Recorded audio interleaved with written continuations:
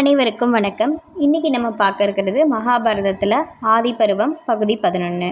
அஸ்தினாபுரத்தில் திருதராஷ்டிரரோட மனைவியாகிய காந்தாரி கருத்தரிக்கிறார். ஆயினும் 2 வருட காலம் மகப்பேறு பெறாமலேயே இருந்தாள். காட்டில் குந்திக்கு மகன் ஒருவன் பிறந்தான்ற செய்தி காந்தாரியோட காதுக்கு எட்டியது. அதை கேட்டதும் அவள் கோபம் கொள்றா. கோபத்தோட தன் வயிற்றை அவள் ஓங்கி அடிக்கிறா. அதோட விளைவாக மாமிச பிண்டம் ஒன்றை பெற்றெடுக்கிறா. அதை வச்சு கொண்டு என்ன செய்கிறதுன்னு அவளுக்கு தெரியலை. அந்த நேரம் வியாச மகரிஷி அங்கே பிரசன்னமாகிறாரு. காந்தாரிக்கு தேவையான விமோசனத்தை அந்த ரிஷி செய்கிறாரு. 101 குடங்களில் நெய்யை நிரப்பி வைக்கும்படி உத்தரவிடுறாரு.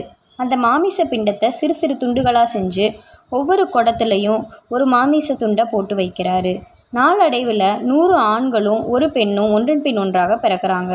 நாள் ஒன்றுக்கு ஒரு குழந்தை பிறந்தது. அவைகளின் பிறப்புக்கு 101 நாள் தேவையாய் இருந்தது. வனத்தில் பீமன் பிறந்த அதே நாளில் காந்தாரிக்கு மூத்த மகன் பிறக்கிறான். அவனுக்கு துரியோதனன்ற பெயர் சூட்டப்பட்டது. யுத்தத்தில் அசையாதவன் என்பது அதோட பொருள். ஆனால் துரியோதனன் பிறப்பை ஒட்டிய சகுனங்கள் கேடு உடையவைகளாய் இருந்தது.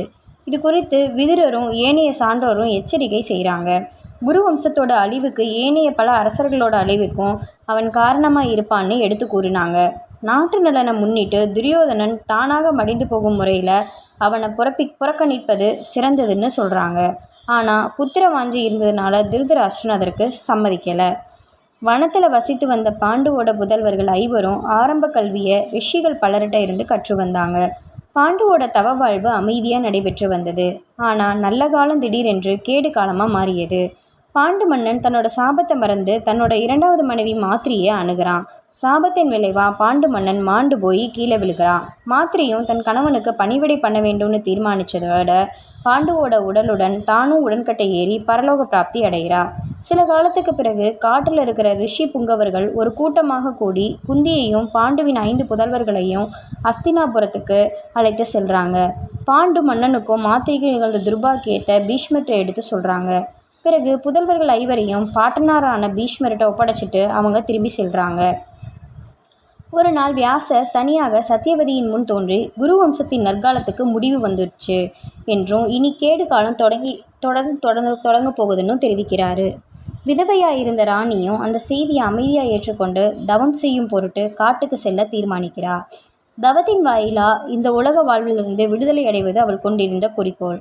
தங்களுடைய மாமியாரை பின்தொடர்ந்து போக அம்பிகாவும் அம்பாலிகாவும் தீர்மானிக்கிறாங்க. தனக்கு வாய்ந்த பேரன்கள் அத்தனை பேரையும் நன்கு பராமரிக்க வேண்டும்னு பீஷ்மர்கிட்ட சத்தியவதி தெரிவிக்கிறார். கண் தெரியாத திருதராஷ்டிரரான அரசனாக்கிவிட்டு குரு வம்சத்து சிம்மாசனத்தின் மீது தகுதி வாய்ந்த அரசன் ஒருவனை அமர்த்தும் வரையில் அவருடைய கடமையை புறக்கணித்து விடல் ஆகாதுன்னு பீஷ்மர்கிட்ட சத்தியவதி தெரிவிக்கிறார். சத்தியவதியோட ஆணையை தலைவணங்கி ஏற்றுக்கொண்ட பீஷ்மர் தமக்கு வாய்த்த கடமையை நிறைவேற்றுவதில் இன்புற்று இருந்தார். இந்த கதை உங்களுக்கு பிடிச்சிருந்துச்சுன்னா மறக்காமல் லைக் பண்ணுங்கள், ஷேர் பண்ணுங்கள், சப்ஸ்கிரைப் பண்ணுங்கள். வாங்க அடுத்த பகுதியை நோக்கி நம்ம செல்லலாம். நன்றி, வணக்கம்.